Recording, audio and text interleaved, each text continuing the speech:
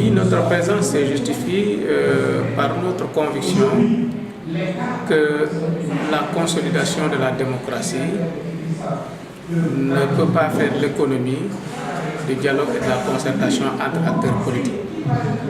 C'est fort de cette conviction que j'ai répondu favorablement à l'invitation du GRADEC qui se réunit aujourd'hui avec les partis politiques pour voir comment pouvons-nous aller à des élections libres, démocratiques et transparentes et comment pouvons-nous, à l'issue de ces élections, préserver la paix et la stabilité dans notre pays. C'est pour cette raison que j'ai répondu à l'invitation du GRADEC. L'organisation des élections est réglementée par un certain nombre de dispositions légales et réglementaires. Alors, si tous les acteurs assument leurs responsabilités et respectent les dispositions qui organisent le processus électoral, nous pouvons aller à des élections apaisées et transparentes. Mais pour cela,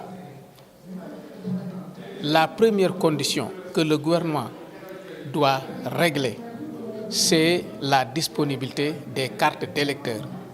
Vous n'êtes pas censé ignorer que aux élections législatives de 2017, de juillet 2017, il y a eu près d'1 million de citoyens sénégalais qui n'avaient pas pu avoir leur carte d'électeur, donc qui n'ont pas participé aux élections.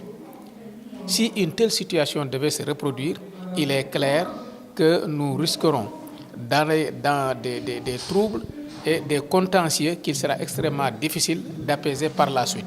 C'est la raison pour laquelle la première condition à satisfaire, c'est que les cartes qui n'avaient pas été éditées lors de la révision exceptionnelle des listes électorales en juillet 2017, que ces cartes soient éditées, mais que les cartes qui ont été sollicitées par des citoyens sénégalais lors de la dernière révision, que ces citoyens sénégalais puissent accéder à leur carte d'électeur pour pouvoir participer librement à l'élection présidentielle. Si ces cartes sont disponibles et que tous les acteurs assument correctement leurs responsabilités, nous pouvons aller à des élections apaisées. Mais si des pratiques sont déroulées allant dans le sens d'empêcher à des Sénégalais d'accéder à leur carte, on ouvre la voie à des situations qui pourraient être regrettables pour notre pays. Et la démocratie au Sénégal piétine à cause de la posture prise par les acteurs politiques. La réalité au Sénégal, c'est que quand on est au pouvoir, on fait tout pour y rester et on considère qu'on est un pays véritablement démocratique. Mais quand on est à l'opposition, on revendique, on fait tout pour montrer qu'effectivement la démocratie n'avance pas. Mais une fois qu'on quitte cette posture dans l'opposition et qu'on gagne les élections, qu'on va au pouvoir, on reconduit les mêmes pratiques. C'est ce qui fait que, si vous remarquez, regardez bien, de 1960 à aujourd'hui, nous avons eu 2 alternances. Mais malgré ces 2 alternances, on a le sentiment qu'on piétine toujours. Pourquoi?